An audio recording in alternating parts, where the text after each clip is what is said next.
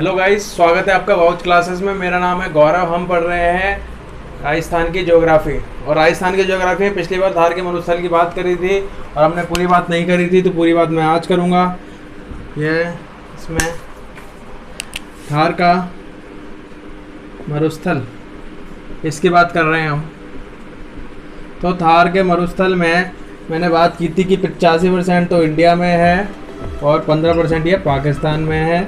85% में से 7% हो जाता है राजस्थान में और बचा हुआ हो जाता है और जगह पंजाब हरियाणा गुजरात नहीं, पंजाब हरियाणा नहीं, गुजरात हो जाता है। ठीक है, पंजाब हरियाणा गुजरात और पाकिस्तान यहाँ हो जाता है। ठीक है, क्योंकि थोड़ा सा रावली है, थोड़ा आगे तक भी जाता है, तो हरियाणा तक जाता है। ठीक है, और फिर पंजाब चल जाता है। तो ऐसे ही ये बहुत जगह फैला हुआ है। इसका जो इसका विस्तार है वो मोस्टली राजस्थान में ही है। ठीक है, और अब मैं बात करूं कि इसके दक्षिण पूर्व में क्या है, ये कहाँ से घिरा हुआ है। तो दक्षिण पूर्व में इसके अरावली है। ठीक है, और इसके उत्तर पश्चिम में इसके इंडस रिवर है। दक्षिण पूर्व में इसके अरावली है। ठीक है, और उत्तर पश्चिम में इसके दक्षिण डेढ़वाना हो गई एक। ठीक है, फिर एक पचपदरा हो गई, पचपदरा बाड़मेर, ताल छापर हो गई चूरू। तो ये चीजें हैं, ये झीलें हैं जो इसमें है। इसमें जो बारिश होती है 10 से 50 सेंटीमीटर तक की वर्षा होती है इसमें। ठीक है, 10 से 50 सेंटीमीटर तक की वर्षा होती है इसमें। और अब देखेंगे इसमें कौन नेशनल पार्क कौन कौन से हैं। इसमें नेशनल पार्क है मरू राष्ट्रीय उद्यान है एक, तो इसमें डेजर्ट नेशनल पार्क बोलते हैं इसको। मरू राष्ट्रीय उद्यान जैसलमेर में है। ठीक है, और कौन सा पार्क है, ताल छापर नेशनल पार्क, ठीक है, चूरू में जो है। तो ये इसके राष्ट्रीय उद्यान है जो इसमें है।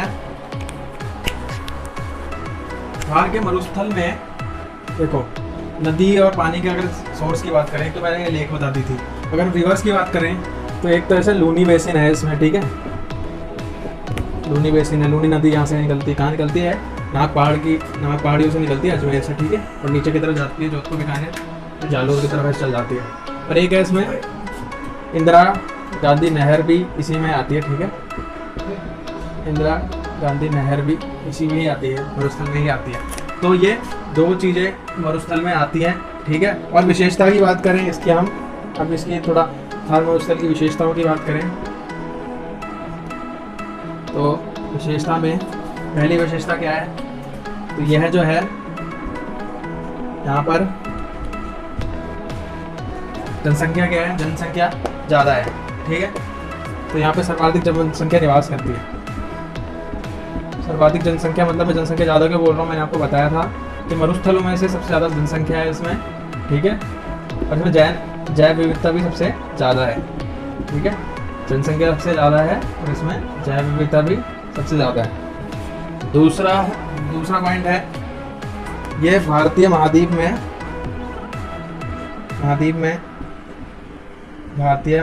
में किसको आकर्षित करती है, मानसून को आकर्षित करती है। ये मानसून को आकर्षित करती है।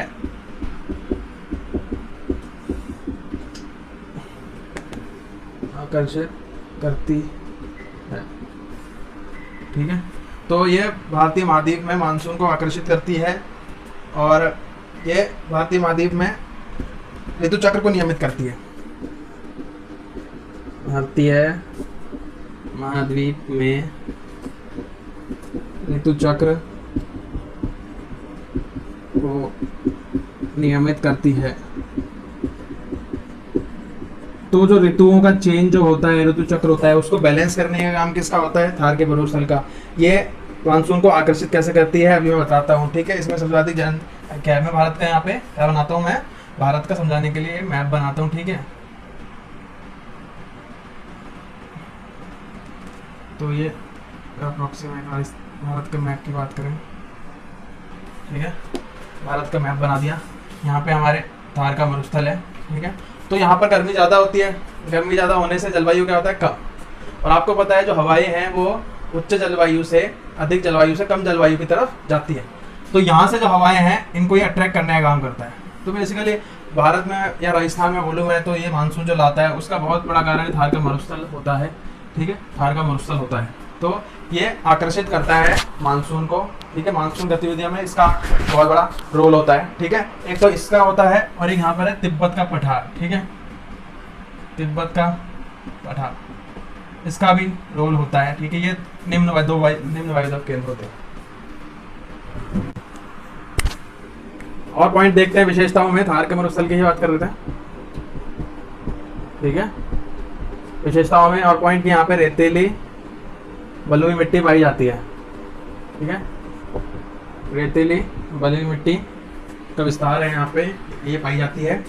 5वां पॉइंट, यहाँ पे कौन सी वनस्पति पाई जाती है, मैंने सर बताया था यहाँ पे वनस्पति के बारे में, मरुद्भिद वनस्पति, ठीक है, या फिर जीरोफाइट्स भी बोलते हैं, ठीक है, मरुद्भिद या जीरोफाइट्स, ये वनस्पति यहाँ पे पाई जाती है, ठीक है। और अब राजस्थान का मैं मैप ड्रॉ करके उसको 2 पार्टों में डिवाइड करता हूँ, शुष्क और अर्धशुष्क मरुस्थलीय रीजन को, मरुस्थल को, थार के मरुस्थल को या राजस्थान पश्चिमी मरुस्थल को।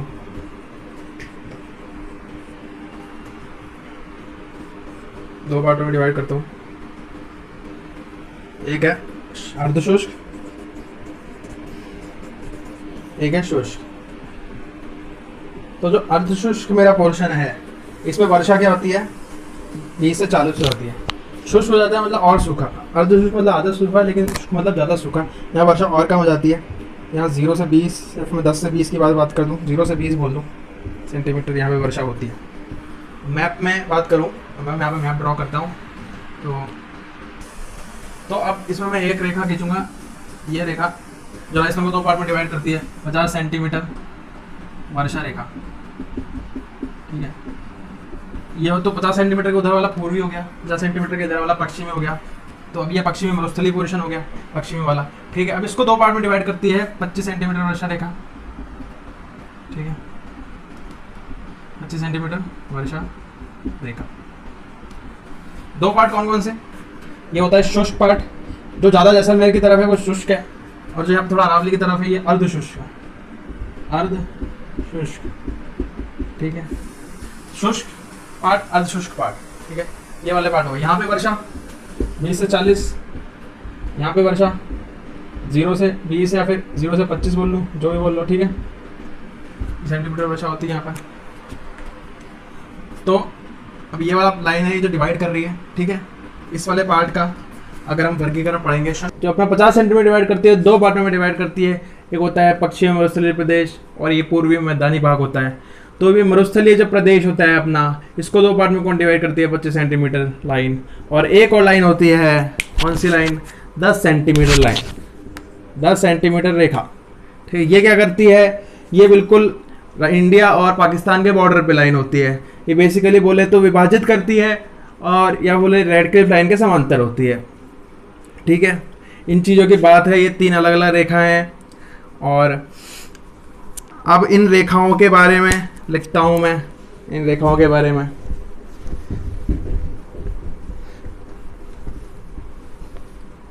तो पहला पॉइंट में लिखूँ 10 सेंटीमीटर वर्षा रेखा के बारे में।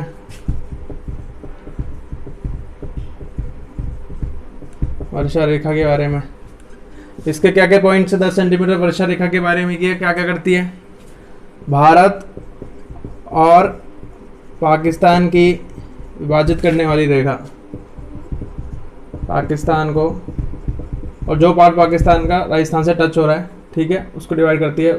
भारत और पाकिस्तान को विभाजित करने वाली रेखा। दूसरा पॉइंट क्या है, पश्चिमी मरुस्थलीय प्रदेश की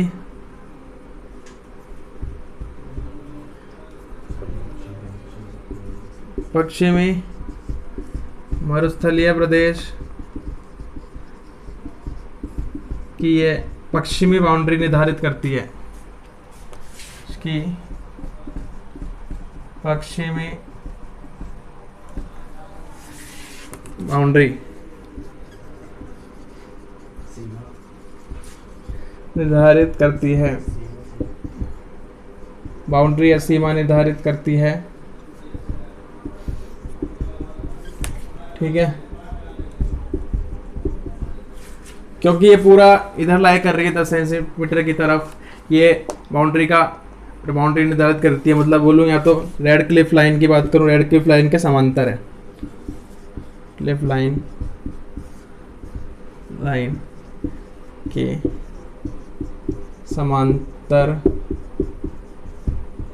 समांतर है।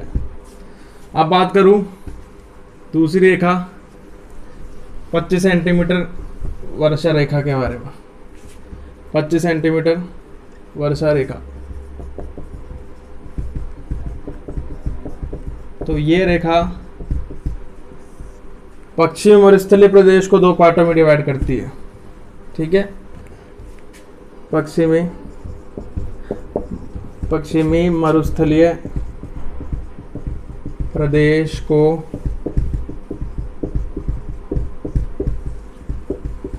2 भागों में विभाजित करती है, 2 भागों में विभाजित करती है। ठीक है, कौन कौन से 2 भागों में विभाजित करती है? ये हो जाता है शुष्क, अर्धशुष्क।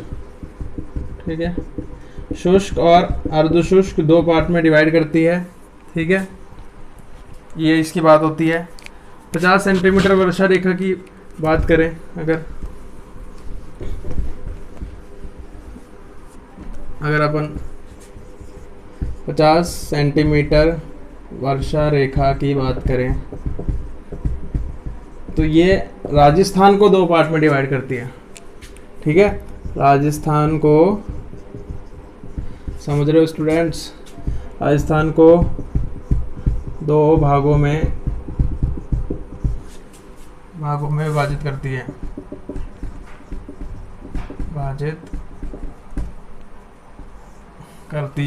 ठीक है, 2 भागों में विभाजित करती है। एक पार्ट इसका मरुस्थलीय प्रदेश होता है, दूसरा मैदानी टाइप भाग हो जाता है। ठीक है, और ये पश्चिमी मरुस्थलीय की पूर्वी सीमा का निर्धारण करती है, पश्चिमी मरुस्थलीय प्रदेश की पूर्वी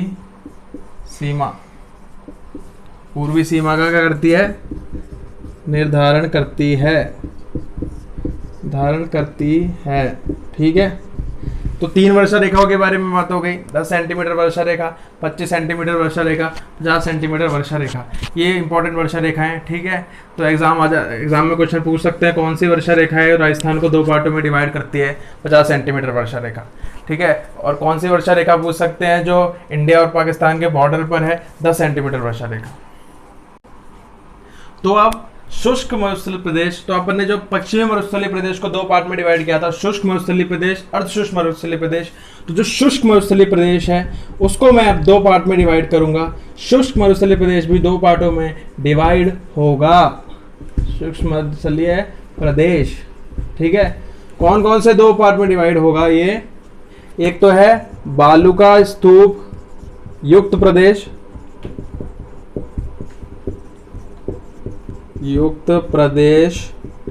और एक है बालुका स्तूप मुक्त प्रदेश। ठीक है, मुक्त प्रदेश। आपको पता है बालुका स्तूप पाए जाते हैं पश्चिमी मरुस्थलीय प्रदेश में। ठीक है, और जिस पार्ट में पाए जाते हैं उसको हमने युक्त बोला। युक्त मतलब जो पार्ट में है, और मुक्त मतलब रहित है। बालुका स्तूप जहां नहीं है।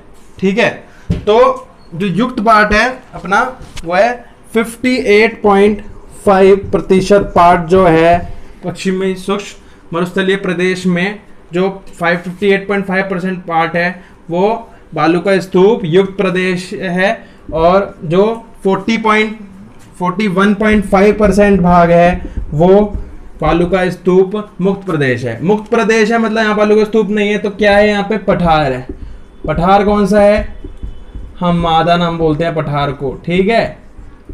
अब मैं 3 जगह बोलूंगा, ठीक है, 3 जगह बोलूंगा, पोखरण, फलौदी, बालोतरा।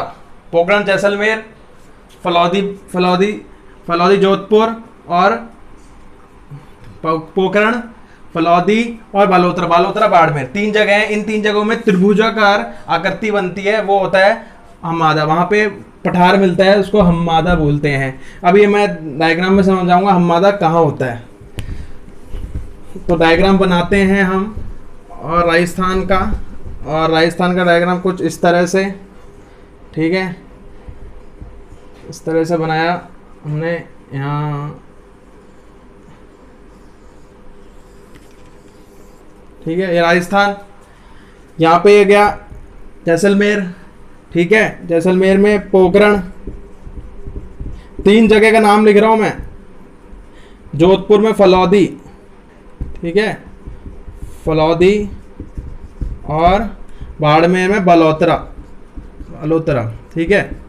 3 जगहों का नाम लिख रहा हूं, ठीक है। पोखरण जैसलमेर में जैसे शो कर रहा हूं, फलौदी जोधपुर में जोध से शो कर रहा हूं, और बालोतरा बाढ़ से शो कर रहा हूँ बाड़मेर में, ठीक है। इन तीनों को अगर मैं जोड़ता हूँ, इन तीनों लाइनें अगर खींचता हूँ, तो एक त्रिभुजाकार आकृति बनती है।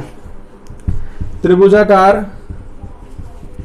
आकृति बनती है, ठीक है, जिसको कि हम्मादा बोला जाता है।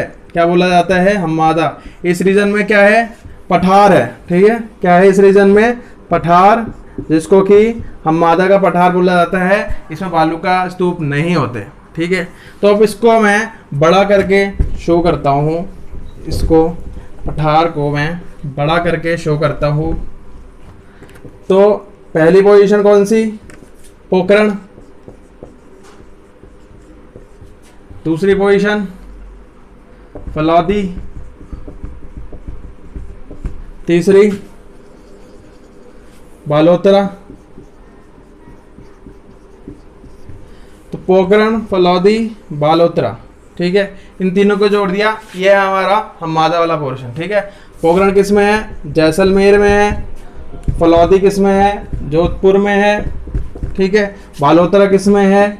बाड़मेर में है, ठीक है। तो ये वाला पोर्शन हो गया हम्मादा। ये त्रिभुजाकार आकृति है, ठीक है, त्रिभुजाकार आकृति है इसकी, ठीक है। पोखरण, फलौदी, बालोतरा के बीच में त्रिभुजाकार आकृति है, इसको ये हम्मादा बोला गया है।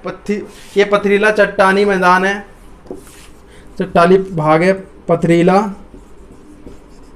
चट्टानी भाग है, ठीक है। अब देखिए इसके साइड में पोखरण और बालोतरा के बीच में यहाँ पर इस हम्मादा के साइड में अवशिष्ट पहाड़ियाँ पाई जाती हैं। अवशिष्ट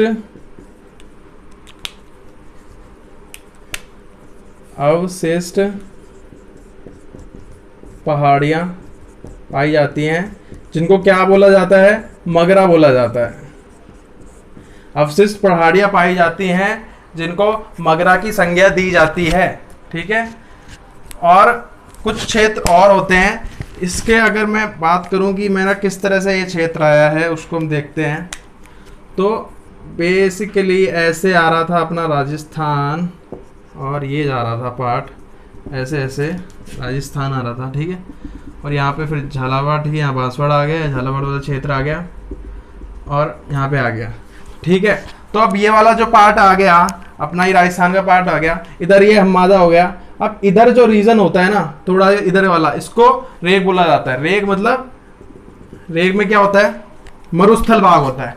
मरुस्थल मतलब प्योर मरुस्थल को हम बेसिकली बोले तो हम रेग बोल सकते हैं एक तरह से, मरुस्थल को बोले तो इर्ग बोला जाता है। तो वहां पे पत्थर है, पत्थर पे सनलाइट पड़ रही है, सनलाइट ज्यादा होती है यहाँ पर, तो यहाँ पे सूर्य एनर्जी, यहाँ सोलर एनर्जी जो है, ठीक है। तो solar energy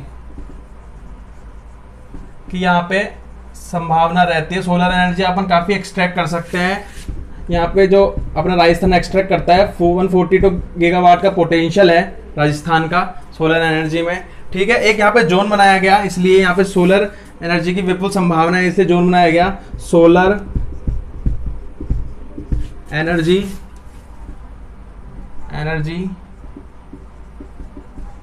enterprise energy enterprise zone, ठीक है। उसको हम का नाम है सीज बोला गया, ठीक है। तो ये किसके द्वारा बनाया गया? ये अक्षय ऊर्जा निगम के द्वारा बनाया गया, अक्षय ऊर्जा निगम के द्वारा बनाया गया। और अक्षय ऊर्जा निगम में ये 2 पार्ट से मिलकर अक्षय ऊर्जा निगम बना। कब बना? ये 2000 में बना, ठीक है। 2000 में अक्षय ऊर्जा निगम बना और ये 2 पार्टों से मिलकर बना। एक तो पार्ट था REDA रेडा, ठीक है, जो कि 1985 में था, ठीक है, रीडा एक तो, और RPCL, ठीक है, RPCL 1995, ठीक है, 1995 में। तो रीडा और RPCL के द्वारा मिलके इन्होंने इनको दोनों को मिला दिया और एक निगम बनाया, अक्षय ऊर्जा निगम बना दिया, ठीक है। हमने अक्षय ऊर्जा निगम बना दिया, ठीक है। ये बेसिकली बात हुई हमारी कि कैसे इससे सोलर एनर्जी इनपुट निकाली जाती है, क्या मादा होता है। अगले लेक्चर में बात करेंगे इर्ग की बात करेंगे, रेक की बात करेंगे और कुछ और चीज़ों, लघु मरुस्थल की बात करेंगे।